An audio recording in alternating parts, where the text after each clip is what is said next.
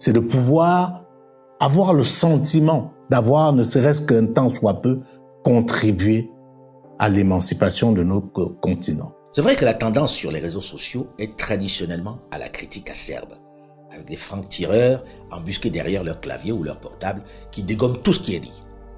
Et si pour une fois, nous faisions mentir cette perception en faisant de cet outil une plateforme pour notre construction? Et si pour une fois, conscients des enjeux, nous déployions nos énergies à faire des critiques constructives, à enrichir la réflexion? Détruire, c'est tellement plus facile que construire.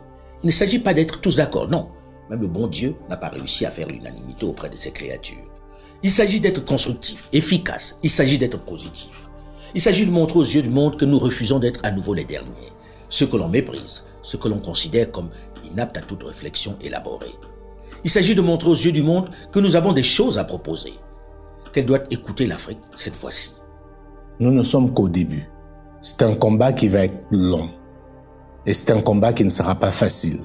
Parce que le plus dur, ça va être de convaincre les nôtres. Les autres, ils savent ce qu'ils font. Ils ont leur stratégie, ils ont leur agenda. Nous, malheureusement, dans la plupart des cas, nous ne sommes pas encore conscients des enjeux. Donc ça va être un challenge exaltant que nous allons essayer de mener au mieux de nos forces pour pouvoir justement changer de paradigme. Parce qu'il nous faut aujourd'hui, dans le cadre de ce projet, parler à nos frères, parler à tous ceux qui ont un intérêt à voir l'Afrique se transformer.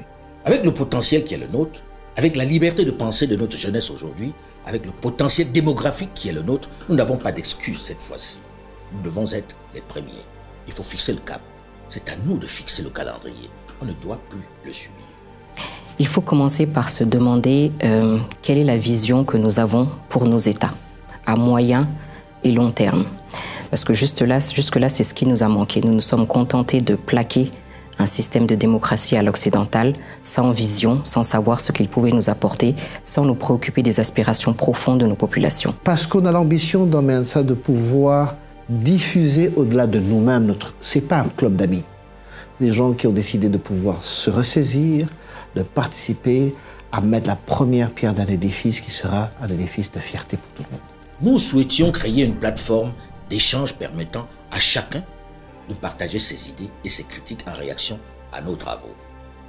Il s'agit maintenant de faire nos propres choix.